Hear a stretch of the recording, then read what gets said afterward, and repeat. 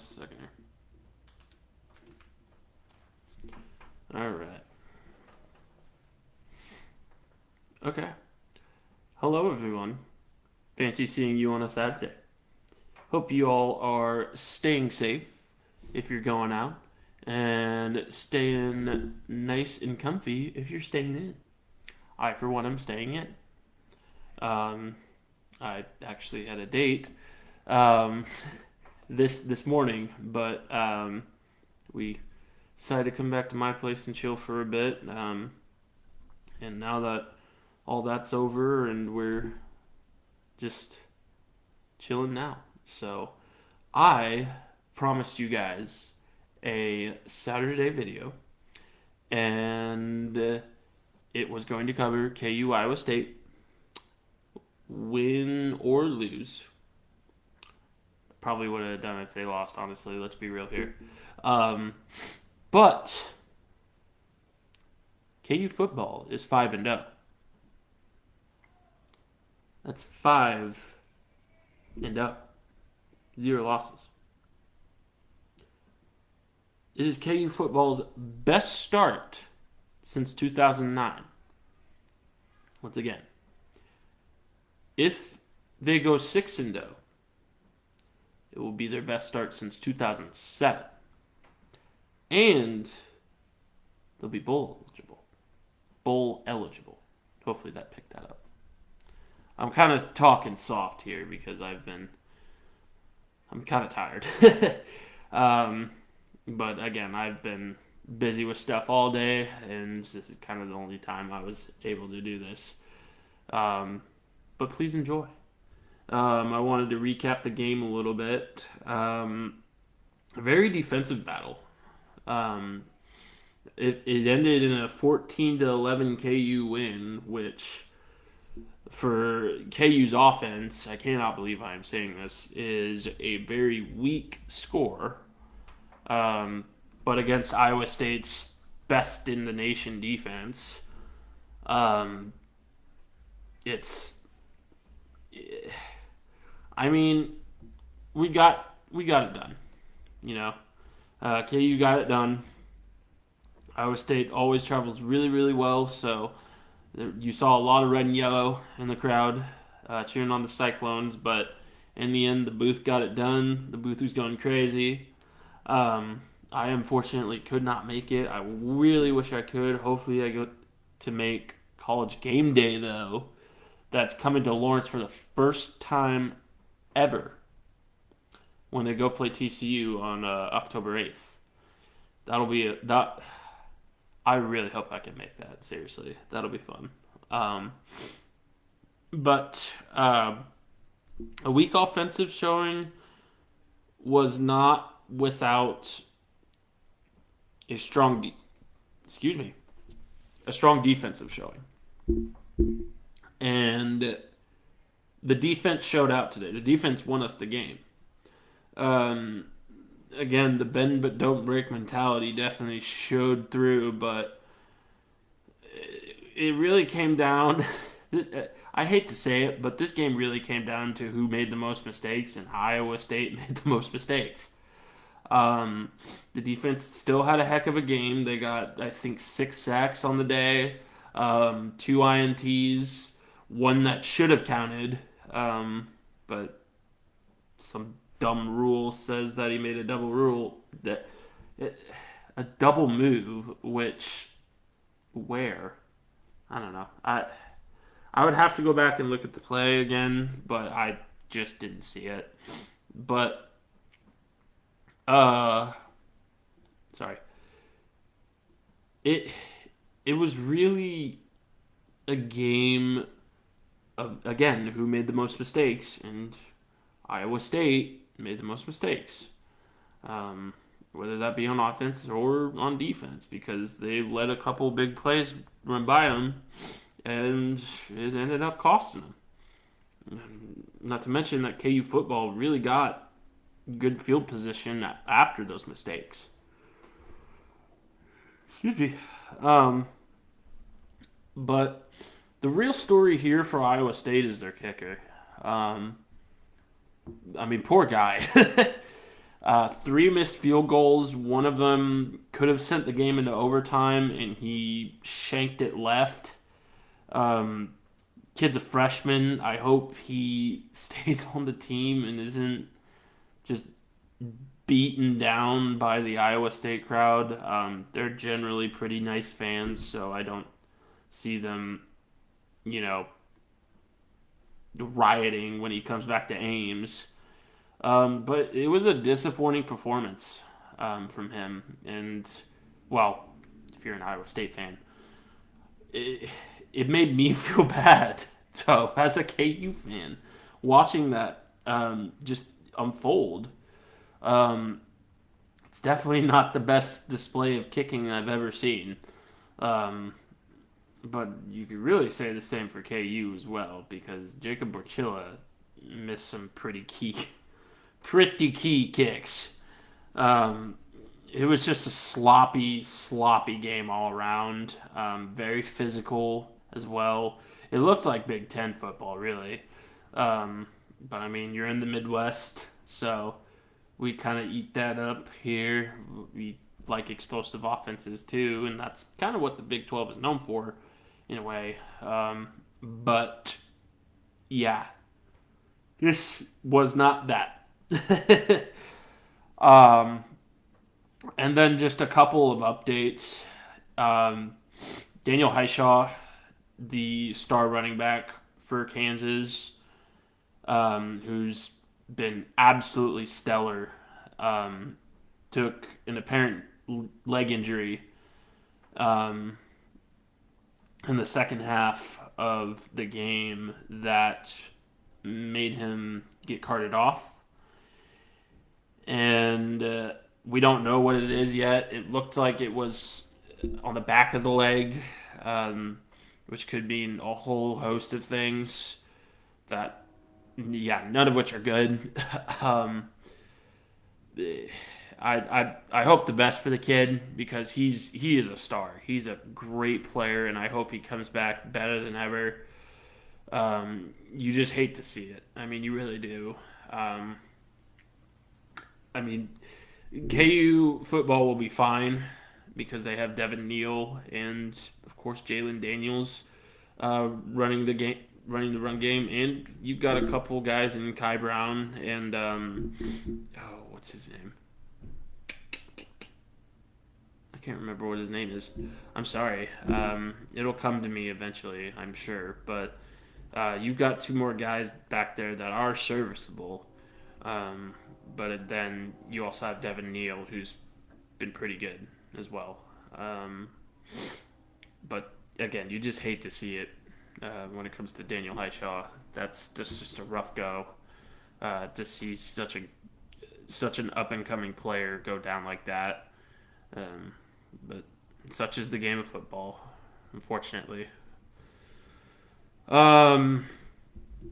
Which we will have more to talk about that later in tomorrow's Scorchcast. I will be talking about the Tua situation and kind of what it means for the NFL at large, not necessarily for the Dolphins. I mean, we kind of know what it means for the Dolphins at this point.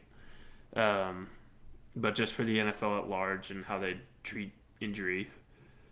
But going back to KU, I am impressed.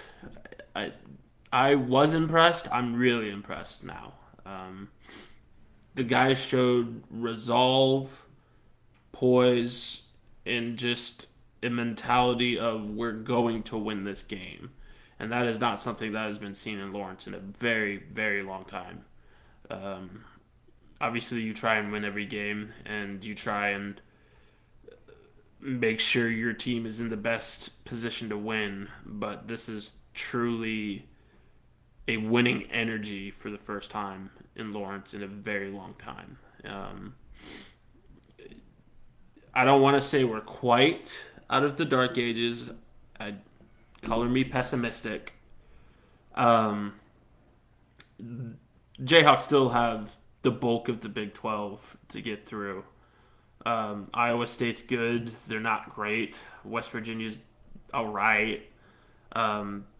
But they got a real test against TCU because TCU's got a very explosive offense. I don't know if you guys watched a game against Oklahoma. Obviously, Oklahoma quarterback Dylan Gabriel got hurt.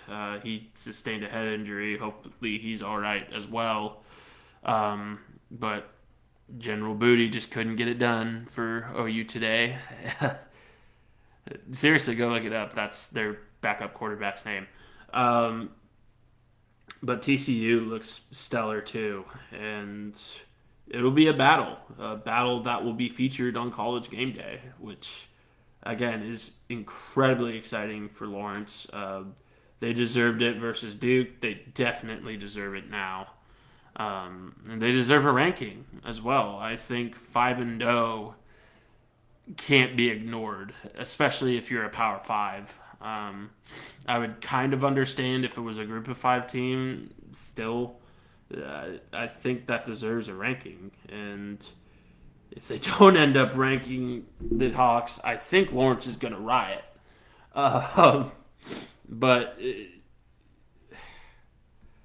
it's extremely hard to believe that the Kansas football Jayhawks are undefeated and Kansas has not lost a football or basketball game since March 1st of 2022, which is a long time.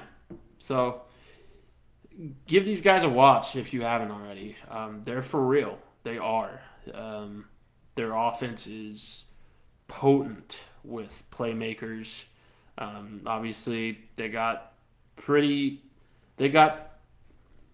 pretty held down by a very tough ISU defense, but they showed resolve.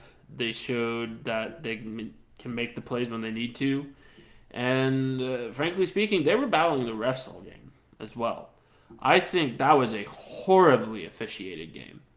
Um, Too many reviews, too much ticky-tack penalties.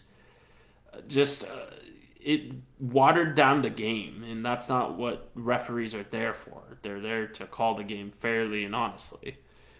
And I try my best to empathize with really sympathize, because I have been a referee in years past, and it's a tough job. It is, because you're a human being. I mean, you can only see and hear and do so much. So it is a tough job, but people will expect you to be omnipotent. And it helps that you have a crew, but you're still going to miss some stuff even as a crew. But today was just inexcusable. They took way too long on replays. They ended up not making the right calls on replays for both ISU and KU. There were blatant calls missed, and it frankly watered down what was a great game.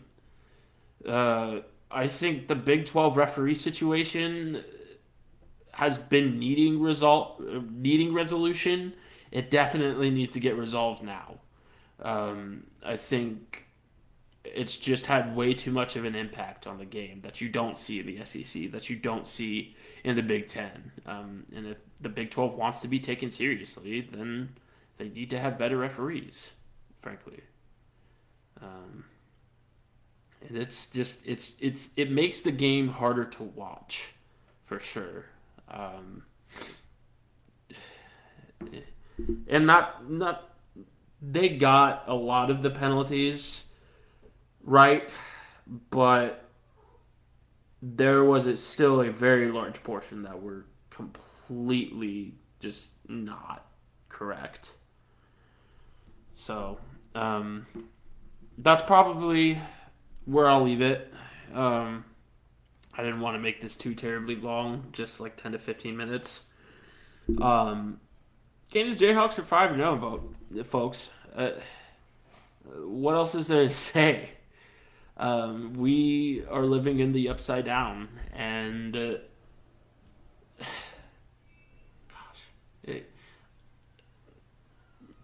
we're living in the upside down because I cheered for Mizzou today to beat Georgia. Fortunately, it didn't happen because Mizzou is Mizzou and classic chokers. So, unlucky, Tigers, but maybe next time you know, maybe at some point you'll gain respect in the SEC. But as of right now, sorry. But that is the recap for you. Sorry I didn't include a whole lot of stats. I kind of looked them over. Let me just look it over real quick and just give you a rundown. I don't care about Arizona USC. Oh, Georgia Tech beat Pitt. That's cool.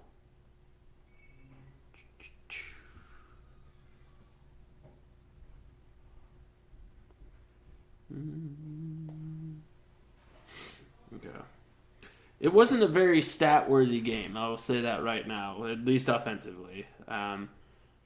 Boy, howdy, there were a lot of turnovers. So let's look at this here. So Deckers of Iowa State had one interception, one touchdown. I thought he had two, but it may have been the one that got counted off. I don't know. Or maybe there was a penalty. I don't know. It kind of blurs together. Because it was just a boring game, honestly. But he was 30 for 48 for 287, which is not terrible. About average of 6 yards. He kept on getting it to that Hutchinson kid, and he's a solid player. Much respect to him. He's got 13 receptions over 101 yards with an average of 7.8. That's nothing to scoff at, you know. Iowa State's rushing, though, is where it gets pretty bad for Iowa State. Their top carrier, Silas, had 12 carries for 29 yards. That's a 2.4 average. And 26 total yards rushing, which is pretty good run defense. I remember at the start of the start of the second half, they had minus 19 rushing yards, which, yeesh. But overall, they gashed us. They gashed KU over the air because they had 287 for 30 receptions, and I mean that secondary has to be better in order for this team to truly be great. I think their defensive line and their linebackers are really, really good, but that second level just needs a couple of tweaks. Obviously, we have Kenny Logan and Kobe Bryant as well, but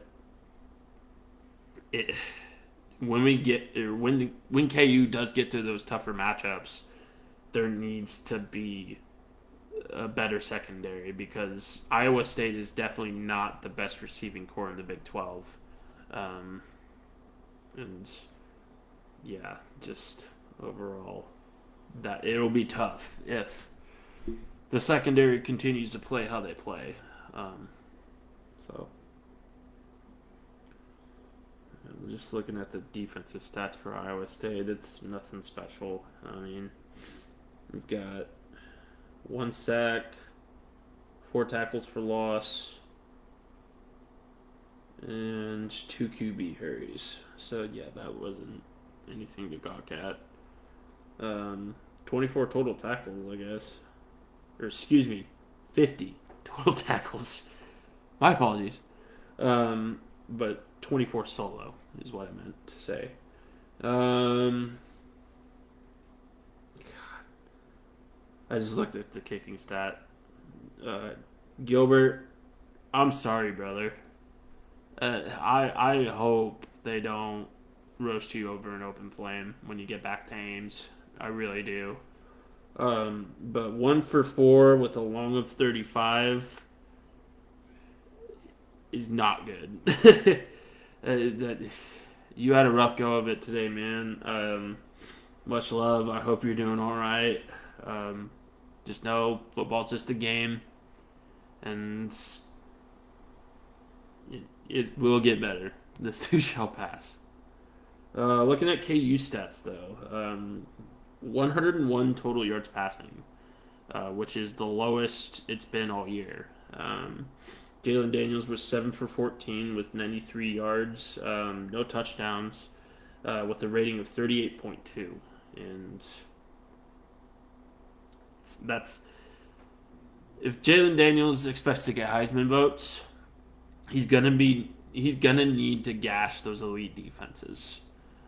He's gonna need to find ways around those elite defenses, and though he won today, it really wasn't on his part. It was on the part of the defense and the miscues that Iowa State had. So, hoping he gets better.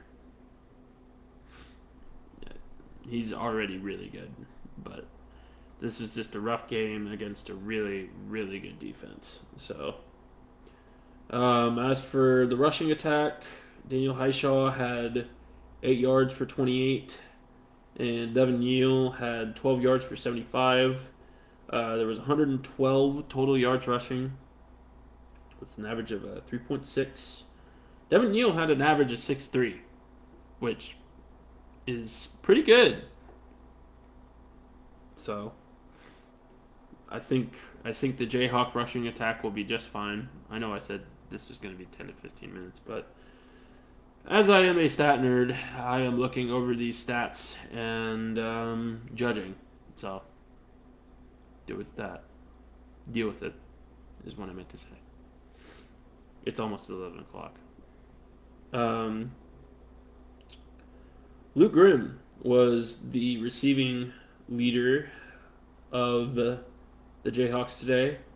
4 receptions for 46 yards, average of 11.5. Jared Casey had 1 really good reception for 30 yards. And then the rest is just kind of ones down the board. Daniel Highshaw, 1 fumble loss. That was the fumble that he got injured on. It's just a rough go. But the Jayhawks, defensively, had 5 sacks, 8 tackles for loss, 4 passes deflected with 65 tackles, 3 QB hurries, and 1 interception by Kobe Bryant. I could have sworn we had 2, but maybe I was just delusional about that second one. I don't know. Sevion Morrison had 2 kick returns for 58 yards. That long was 37. He got us to about midfield. He's a fast dude. Jacob Porchilla was 0 for 1 today, which, yeah, like I said, he wasn't spectacular either. But Reese Vernon was pretty good, the punter. 6 punts for 239 yards with an average of 39.8. 1 touchback, 3 inside the 20 with a long of 45. So, what a day for the punters. But now, for real this time, that's our show. Be sure to tune in tomorrow for the Sunday Sportscast. It'll likely be at a later time because the Chiefs game is at a later time. Maybe before, maybe after. I don't know yet. It'll kind of just depend on how time works out. I know I have to help my mom move tomorrow. So I'll be doing that. And then afterward, we'll just have to see. So, thank you for watching. You've been great. If you can make College Game Day, I would. It'll be a great experience. So, try and make it if you're a Jayhawk fan, for sure. So, but this has been the Burn KC signing off. Have a great night. Sleep well. And best wishes. Rock Chalk.